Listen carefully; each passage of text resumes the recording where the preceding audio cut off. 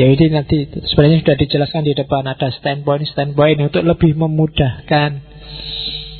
Biasanya kalau yang belajar filsafat agama kan ada beragama secara eksklusif, inklusif, pluralis, transformatif. Kalau eksklusif itu yang mengeksklusi tadi, semua yang tidak masuk kelompokku keluarlah. Itu eksklusif. Inklusif itu yang asimilasi tadi. Akulah yang paling benar, yang lain bisa jadi benar, asal memenuhi syarat-syarat kebenaran yang aku miliki. Itu inklusif. Kalau yang pluralis, ya kita jelaskan tadi, sejak tadi dibahas. Masing-masing punya kebenarannya sendiri-sendiri, sesuai konteksnya. Nah, yang agak baru itu yang terakhir, transformatif. Kalau transformatif ini hanya untuk para pemberani. Kelanjutannya pluralis. Jadi orang yang punya ideologi pluralis, yang kemudian berusaha memahami keragaman itu satu-satu, kemudian dia menemukan banyak kebenaran yang baru dari agama-agama lain. Mungkin kebenaran yang dia temukan itu kemudian mentransformasi hidupnya. Oh berarti selama ini aku salah. Oh berarti aku selama ini keliru memahami. Harusnya begini. Itu ada perubahan setelah belajar banyak agama lain. Berarti itu namanya transformasi. Kalau yang pluralis saja itu sebenarnya ya tadi, berhenti di saling memahami, saling mengerti, saling menghargai, selesai. Kita kembali sesuai ajaran kita yang lama, gaya kita yang lama. Tapi ada orang-orang tertentu yang mungkin sangat serius mengejar kebenaran. Setelah dia paham, dia evaluasi, ada beberapa prinsip lama yang dia ubah dalam hidupnya. Selama ini aku salah, harusnya begini dipahami. Selama ini aku keliru, harusnya memahaminya begini. Itu namanya transformatif. Tidak sekedar menghargai keragaman, tapi ada perubahan ke arah yang menurutnya lebih baik. Itu transformasi. Ya kamu sendiri silahkan, gaya keberagamaanmu ada di mana? Di eksklusif, inklusif, pluralis, atau transformatif, atau tidak di empat-empatnya. Tidak di empat-empatnya itu berarti saya tidak pernah mikir, Pak, ada di mana? Yes, pokoknya ya waktunya sembahyang ya sembahyang, Pak. Waktunya puasa ya puasa. Saya eksklusif apa enggak ya enggak ngerti, Pak. Nah itu kebanyakan orang begitu. Ya dikes saja, dicontoh. Seandainya misalnya ada agama lain yang hidup bareng kamu, apa yang kamu lakukan? Ya biarin aja, Pak, sesuai keyakinannya. Yo itu namanya minimal. Kamu masih di level toleransi. Itu karena nggak ada kasus. Kalau besok ada kasus, wah, bisa konflik karena kamu tidak memahami gayanya dia. Mungkin kamu punya tetangga orang Hindu, tiap pagi dia harus nyanyi apa itu yang lagu-lagu untuk persembahan itu. Lama-lama kamu terganggu, marah-marah tiap pagi kok nyanyi, karena kamu jengkel, kamu saingi nyetel dangdut keras-keras. Itu karena nggak saling memahami. Selama ini cuma toleransi saja. Oke, ini teori alternatif, bisa kamu baca di bukunya Muhammad Lichtenhausen. Jadi ada ciri-ciri model-model pluralisme agama selain yang 4 tadi, atau bukan selain ya, tambahan bagi yang 4 tadi. Jadi yang pertama namanya moral religious pluralism. Moral religious pluralism itu mengakui ada banyak agama-agama, kemudian menyikapinya gimana? Kita hidup secara harmonis, hidup secara rukun dengan agama yang lain. Itu sifatnya hanya moral saja.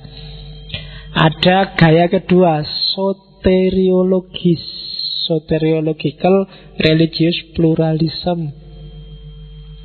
Jadi itu narasinya salah. Soteriologis itu berarti apa?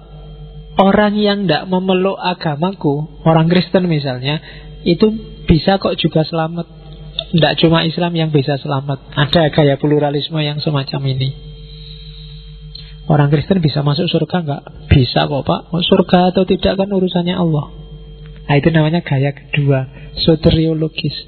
Wong ada maling aja, kalau Allah memasukkannya ke surga, kita bisa apa? Surga itu kan hak prerogatifnya Allah. Bahkan ada pelacur aja gara-gara ngasih minum anjing, dia bisa masuk surga loh. Jadi kalau kamu merasa dosamu banyak, carilah anjing, kasihlah minum. Siapa ngerti dengan itu kamu masuk surga? Ya konteksnya kan beda. Oke, padahal itu orangnya pelacur. Atau ada pembunuh yang sudah bunuh 100 orang, dia mau tobat, di tengah jalan dia tewas, umurnya nyampe. Nah, terus malaikatnya ngukur antara tempat dia tadi mau tobat sama target tujuannya tobat, mana yang lebih jauh. Terus karena lebih dekat dengan tempatnya tobat, dianggap sudah tobat dan akhirnya masuk surga. Itu kan kisah-kisah kayak gini itu sebenarnya gaya yang ingin ngomong bahwa orang yang di luar agamaku, di luar kebenaran yang aku yakini, kadang-kadang bisa kok juga masuk surga kalau Tuhan menghendaki. Tidak tega saya membayangkan, misalnya kan ada yang bilang gitu, orang-orang baik seperti Bunda Teresa, Mahatma Gandhi itu besok masuk neraka karena dia bukan muslim. Jadi besok Mahatma Gandhi kamu cari di surga tidak ketemu, wong bukan muslim, meskipun dia perjuangannya sudah kayak gitu. Jadi besok di neraka kamu ketemu Mahatma Gandhi, Semar, Krishna, siapa lagi, itu kan semua bukan muslim, jadi neng neraka kabeh. Nah, itu dibantah oleh soteriological religious pluralism. Ndak kok, urusan surga neraka itu haknya Allah, dan mungkin saja yang formalnya non-muslim itu disayangi oleh Allah, sehingga besok dia juga selamat. Nah, itu yang kedua. Yang ketiga, epistemological religious pluralism. Kalau ini secara epistemologis, setiap orang meyakini kebenaran agamanya sendiri-sendiri, dan itu sah. Berarti secara epistemologis setiap agama itu sama. Sebagaimana aku yakin agamaku benar, yang Kristen juga yakin agamanya benar. Di level ini sama. Yo, isi yang diyakini beda, cuma model menyikapi kebenarannya sama. Jadi di level ini semua agama sama. Ada yang ketiga, alectic religious pluralism. Ini yang gaya kayak passing over. Jadi kadang-kadang untuk memahami kebenaran agama kita harus masuk ke agama yang lain. Itu namanya yang kita sering sebut passing over. Karena di agama yang lain ada kebenaran juga. Mungkin untuk memahami ikhlas total tanpa pamrih, bahkan pamrih surga neraka, kita butuh sedikit narasi tentang nirwana dari Buddha misalnya. Itu namanya alectic religious pluralism. Dan yang kelima, deontic religious pluralism.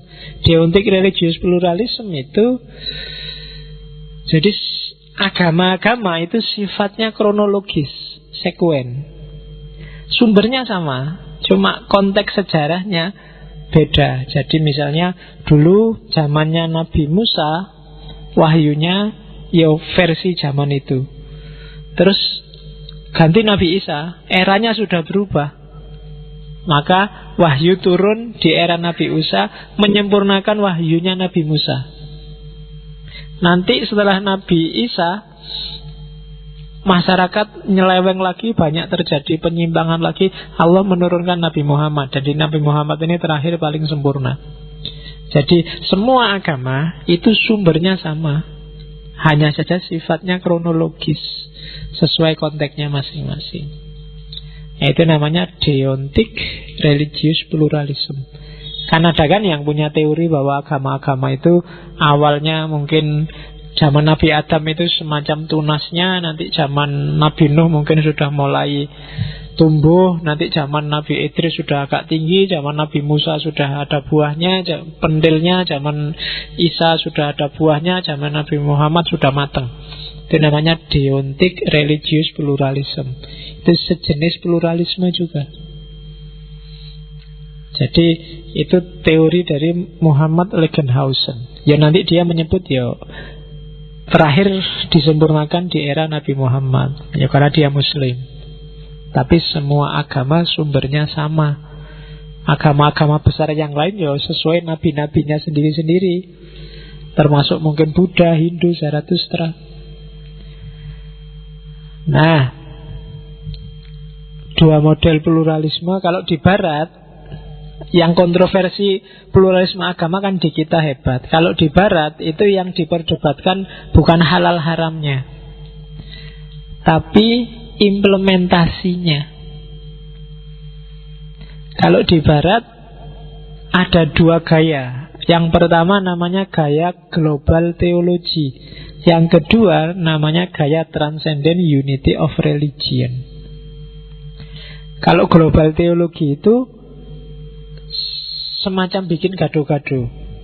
Dari Islam diambil apanya, dari Kristen diambil apanya, dari Yahudi diambil apanya, dari Zoroaster diambil apanya, diramu sendiri, bikin sistem spiritual sendiri. Itu namanya global teologi. Melintas batas agama, melintas batas geografi, pokoknya bikin sistem religius yang baru. Itu namanya global teologi. Aliran-aliran baru New Age misalnya, itu biasanya masuk kategori global teologi. Kebatinan misalnya, ngambil kebatinan Hindu, kebatinan Islam, kebatinan Kristen, kebatinan diramu jadi satu. Itu jenis global teologi. Gerakan-gerakan spiritual baru yang marak di Barat, mileniarisme, itu sebenarnya jenis global teologi. Kapan-kapan kita ngomong mileniarisme, yang kalau di Islam disebut Mahdisme, teologi tentang Ratu Adil. Oke, itu gaya pertama. Gaya kedua, kesatuan transenden agama-agama, transcendent unity of religion. Ini John Hick, Syed Hussein Nasr dan kawan-kawan yang punya pandangan bahwa ada kebijaksanaan abadi, Sophia Verenis, Sanata Dharma dari agama-agama. Dan agama-agama di level batin, level esoteris itu sebenarnya bersatu. Di level transenden itu sebenarnya semua sama. Silahkan yang Islam tetap Islam, silahkan yang Hindu tetap Hindu, silahkan yang Kristen tetap Kristen. Tapi ingatlah bahwa kita ada secara batin, secara esensial, agama-agama itu sama. Khususnya di wilayah transenden, di wilayah penghayatan batin. Jadi kalau di kita perdebatannya halal haramnya, kalau di Barat dua gaya ini saling bersaing. Yang satu masih mempertahankan eksistensi agama-agama, yang satu tidak lagi mempertahankan formalisme agama-agama, bikin agama baru. Oke. Terus kalau ini Hans Kung, ini alternatif saja ya. Gimana sih? Tadi kan kamu tak pancing, kalau kamu hidup sama agama lain gimana? Sebenarnya ada 4, kalau katanya Hans Kung, hidup sama agama lain itu kamu bisa ngambil beberapa strategi. Meskipun yang paling bagus ya strategi terakhir. Strategi pertama, namanya terjemahnya strategi benteng. Jadi strategi benteng itu eksklusif. Bentengilah dirimu kuat-kuat dari agama lain. Yang paling benar itu agamaku. Nah, itu strategi benteng. Biar nggak diserang orang lain. Perkuat imanmu. Kita satu-satunya yang selamat dan benar. Besok kita masuk surga tanpa hisab. Kemarin ada yang tanya, Pak, kira-kira di surga boleh ngerokok nggak? Susah aku jawabin. Karena rokok itu kan butuh api. Api ono ini ngerokok. Jadi ya boleh ngerokok, neng nggak boleh disumet gitu. Disedot aja rasanya sudah kayak disumet. Ya pertanyaan aneh-aneh. Pabrik rokoknya sudah tutup, sudah kiamat kamu nyari rokok. Oke, yang kedua strategi cuek. Peduli amat, tidak usah dipikir, itu urusan tidak penting. Agama lain itu biar diurusi sendirilah. Biar jalan sesuai versinya. Ngapain sih capek-capek mikir yang lain? Itu namanya strategi cuek. Ya kalau nggak ada urusan terus ya nggak apa-apa. Kalau kamu tiba-tiba jatuh cinta sama anaknya orang beda agama gimana? Mau nggak mau kan harus bersikap. Yang ketiga, strategi merangkul. Strategi merangkul itu, kalau tadi cuek ndak peduli, kalau ini cuek, ayolah kita sama semua, wis pokoknya podo wae, mau Islam mau Kristen kita sama kok. Nah, itu namanya strategi merangkul. Yang terakhir yang direkomendasi oleh Hans Kung itu namanya strategi ekumenis. Sebenarnya ini istilah dari agama Kristen, tapi maksudnya adalah berhadapan dengan agama lain, yo biarkan dia sesuai jati dirinya. Cuma dalam ranah hidup sosial politik bersama, ya kita saling bantu. Kriterianya apa? Humanitas, humanum, kemanusiaan. Wong podo-podo manusianya. Di level kemanusiaan kita harus rukun bareng-bareng merancang hidup bersama, biar sama-sama diridhoi oleh Tuhan kita masing-masing. Nah, itu Hans Kung. Ya, metodologinya banyak. Sebenarnya ada 5. Saya agak cepat ya, agak konsentrasi jawabnya karena 5 menit. Biasanya untuk menuju pluralisme agama, nanti akan kita detailkan ini di hermeneutik. Mungkin nanti ada sesi hermeneutik yang lebih detail. Biasanya orang yang punya ideologi pluralisme agama itu yang pertama pakai teori kulitnya agama dan intinya agama. Agama-agama di level kulit memang beda, tapi di level inti, esensi itu sama. Itu teori pertama. Atau pakai teori kedua, teori pengalaman. Ini kayak teori ideal dan realita. Idealnya sih Islam itu agama damai, idealnya sih Islam itu rahmatan lil alamin, tapi realitanya macam-macam. Itu teori kedua. Jadi yang satu pakai teori kulit dan inti, yang kedua pakai teori pengalaman.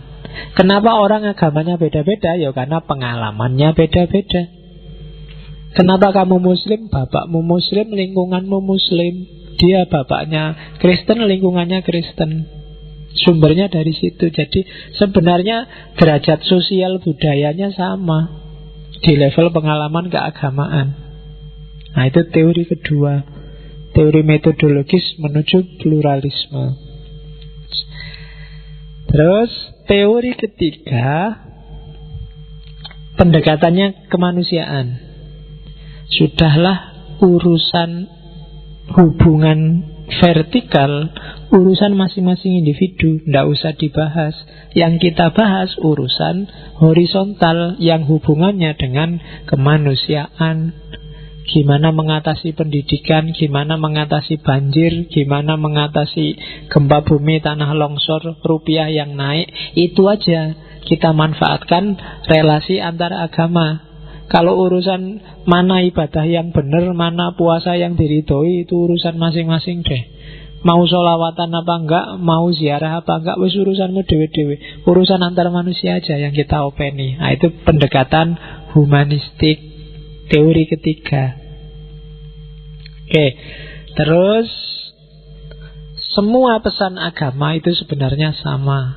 Itu gaya keempat. Jadi intinya agama itu sama. Yang bikin beda tafsirnya. Kenapa tafsirnya beda? Kesejarahan tiap orang beda, bahasa yang dipakai beda. Orang Barat menyebut Isa, orang Barat menyebut Yesus, orang Arab menyebutnya Isa. Bahasanya aja yang beda. Jibril di kita, Gabriel di Barat. Michael di Barat, Mikael di kita. Kalau di sini ada nama Mikael kan rasanya sangat deso, tapi begitu diganti Michael itu kan ketoknya sangat keren. Itu jane cuma bahasa karepe podo. Ya banyak kan, David, Yosef. Yosef itu kan kelihatan Kristen banget nadanya, tapi begitu Yusuf, nabi. Ya kan, Yohanes sama Yahya itu kan ketok jauh ya. Yahya itu agak Islam deso gitu. Tapi kalau Yohanes itu kan wow, namanya keren. Jadi itu cuma bahasa, maksudnya sama. Agama juga begitu. Dan metode terakhir itu metode hermeneutik. Hermeneutik itu cara berpikir yang interpreter oriented.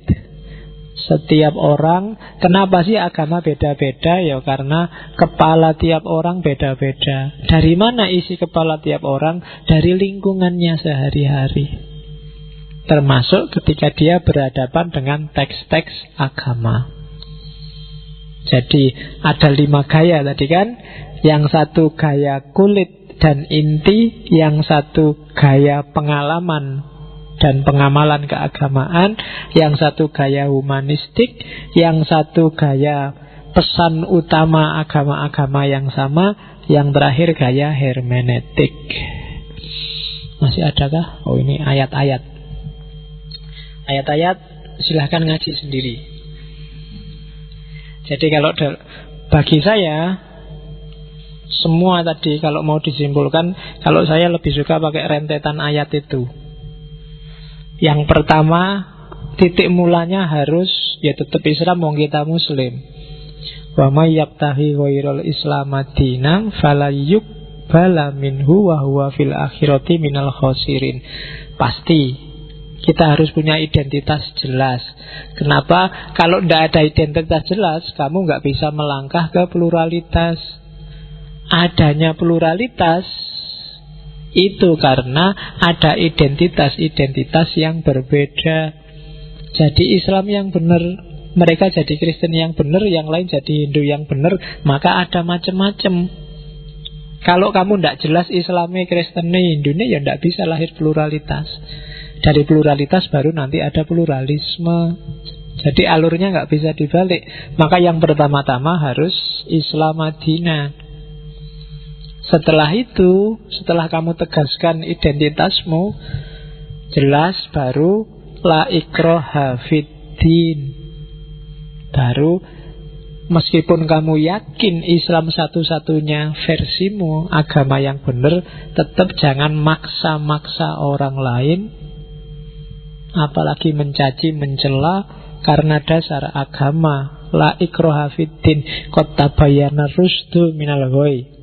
Sudah jelas antara petunjuk dari kesesatan. Dan seterusnya, fama yakfur bitaghut wa yu'min billahi faqad istamsaka bil urwatil wuthqa, dan seterusnya. Dicek sendiri ayatnya. Terus yang ketiga baru pakai al-mumtahinah itu. Silahkan kamu rumuskan sendiri hidup bersama dengan yang lain.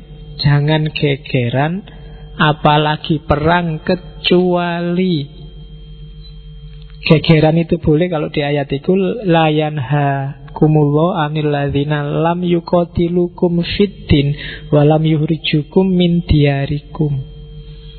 Asal mereka enggak nyerang kamu duluan atau ngusir kamu wajib hidup rukun sama mereka. La yanhakum. Kita harus itu, enggak harus apa sih? Antabarruhum wa tuqsitu ilaihim. Kita harus berbuat baik pada mereka dan tuqsitu, adil pada mereka. Jadi enggak boleh mentang-mentang agamanya beda terus kamu bikin susah terus dia. Itu perintahnya Quran. Kecuali dia nyerang kamu duluan atau ngusir kamu dari rumahmu. Itu baru kamu harus ngelawan, jangan diem aja. Terus jangan salah, mereka juga kalau di Al-Quran perbuatan baiknya diakui loh. Kalau di Quran misalnya walatajidanna akrobahum mawaddatan lilladzina amanu alladzina qalu inna nasoro. Jadi nanti akan kamu buktikan bahwa orang yang lebih mencintai kamu adalah orang-orang di antara orang-orang beriman, adalah orang-orang yang berkata bahwa kami ini orang-orang Nasrani.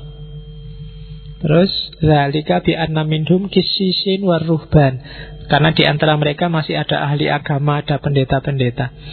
Wa annahum la yastakbirun, dan mereka ini tidak sombong. Maksudnya apa? Ayat ini sebenarnya mau bilang perbuatan baiknya orang Nasoro aja diakui loh. Jadi jangan dianggap sepi, jangan dianggap Allah Kristen aja. Tidak, ya diakui meskipun agamanya tidak harus kamu akui, karena kamu sudah yakin dengan agamamu. Tapi dalam interaksi sosial itu kan mereka sangat care padamu, sangat sayang, itu kan hubungannya dengan interaksi sosial. Terus ayat selanjutnya itu nyuruh kita adil. Wala yajrimannakum sana'anu qaumin ala alla ta'dilu. Jangan sampai kebencianmu, ketidaksetujuanmu, ketidaksukaanmu bikin kamu tidak adil. Itu bagi saya ayat selanjutnya, pedoman hidup bersama. Terus ya huwa aqrabu littaqwa, adil itu lebih dekat pada takwa. Kalau kamu mau nyoba berinteraksi dengan mereka dalam rangka ngajak masuk agama, lakukan dengan jalur yang baik. Kalau itu kan ud'u ila sabili rabbika bil hikmah, mau itu hasanah, atau mujadalah bagi yang pinter. Bukan tawuran, bukan saling nyerbu, bukan ancam-ancaman. Kalau kamu bisa hikmah ya pakai hikmah. Kalau kamu bisa mau itu hasanah ya mau itu hasanah. Kalau bisa mujadalah ya mujadalah. Ini ayat-ayat sebenarnya bukan untuk, kamu kan sering pakai ayat ini untuk dakwah pada orang Islam. Kalau orang sudah Islam itu tidak usah ila sabili rabbika, wong dia sudah di sabili rabbika. Kalau sudah muslim itu ya amar ma'ruf nahi mungkar. Kalau orang di luar jalur yang sesat atau yang bukan agama kita, ya bil hikmah itu baru mau itu hasanah atau wajadilhum bilati ya hasan. Nah, urutan-urutannya itu. Oke. Itu alternatif ayat. Ya masih banyak ayat-ayat yang mengindikasikan ke sana. Tapi kalau yang butuh referensi untuk nanti malam mikir janjane keberagamaanku kayak gimana, itu teori-teori yang tak sampaikan bisa kamu jadikan bahan. Ya, saya kira itu untuk pluralisme. Jadi standpoint apa yang mau kamu ambil, kamu pilihlah sendiri. Oke, saya akhiri sekian. Wallahul muwaffiq wal afu minkum wallahu a'lam bis-shawab. Wassalamualaikum warahmatullahi wabarakatuh.